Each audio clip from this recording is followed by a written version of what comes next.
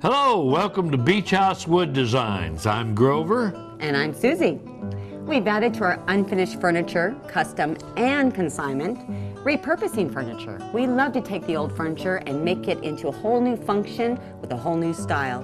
Today we're going to show you in 5 minutes how to repurpose an old piece of furniture that we admire, and we're going to show you how to do that. So what do you do with these old TV units for those big TVs we don't have anymore?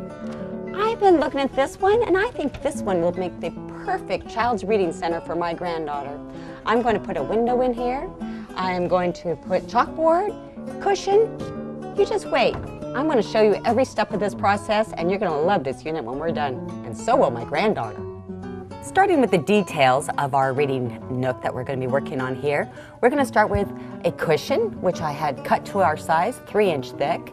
I found this vintage fabric that I love, so this is going to be the color palette we're going to work with. I will build a cover for this. I will also make some throw pillows, would be nice and comfy. And then in the back, I would like to hang this old wood window with the background of this fabric, another vintage fabric, which I will create here a book storage. So we can have a nice book display hanging in the back of the TV unit, which is now going to be our reading nook. So the thing here is to choose the right color. We have lots of colors available in our milk paints or any Sherwin-Williams color. I think the best color for this unit, and one of my favorites from our milk paint line, is buttermilk yellow. This yellow goes perfectly with all of our colors. We're going to step over there now and get started painting our unit yellow with sponge brush. Let me show you how.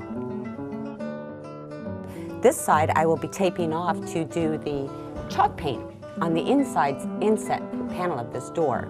The back side, this side, I'm going to have an inset panel that will have a bulletin board on here. So I'm going to go ahead and paint this frame and get it ready for those insets. And it's real easy. It's like spreading butter on toast. Milk paint on and just spread it. Looks like you forgot to break for lunch again. You know I did. I always forget. When I get into a project, I just forget to eat. Thank you. Where's yours? I'm gonna go get it now. Come join me, let's eat. 25 years, he makes sure I get fed and I make sure the projects get done. Now what we're gonna do here is we have got the back side of our door.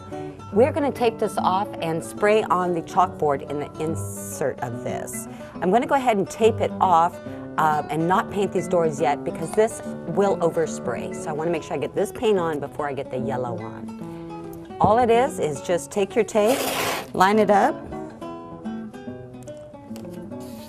and cover the entire space that you do not want this overspray on.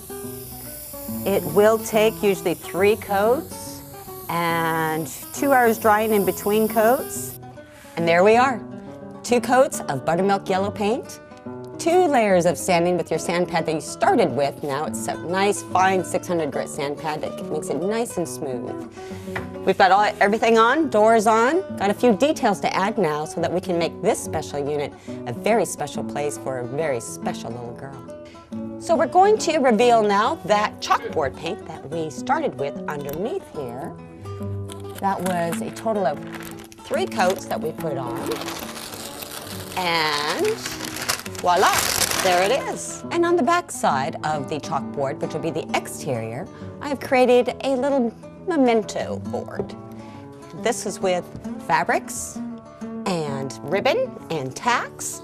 Now how we did this, I did this, is started with a little piece of luan, cut it to fit the insert of this door, and then covered that luan with fabric, use the carpet tape here, rhino grip, put that down on the door, which adhered this to it. It also adhered the fabric to the luan board. Then ran the ribbons, attached those also with the carpet tape, and then the tacks holds everything in place. Now we've put our door on here with our little memory pieces on front. Inside is the chalkboard, so the little ones can play school maybe. Some book storage here.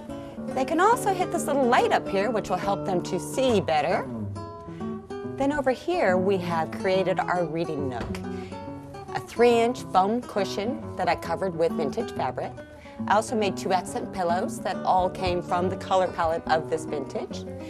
Behind us here is a window that I made as a book display. So this is an old window. I covered an 1/8-inch Luan board with fabric on the back, put a little frame in the front so that the books don't fall out, and we're going to display books here. It's very comfy, and they are sitting up very nicely. In addition, in here, I also put some lights in. So there will be plenty of reading light. Oh, sure, Monty, I will be there, said Grover. I think tomorrow will be a better day. The end. This is Presley. She's joined us. This is her special space. What do you think of your new special space, Presley? I love it. Yes. Thank you, Nana. You're welcome. Oh, you're welcome. Thank you for joining us on our show today. You can go to our website or you can go to our Facebook, and we will show you all the details of this particular project. I do welcome you to please send me pictures. Come on in, show me things that you have, you're wondering what you can do with. It's amazing the things that we can come up with together. We also do have workshops every month, and that also is on our website for our schedules. Because good wood and good design just feels good.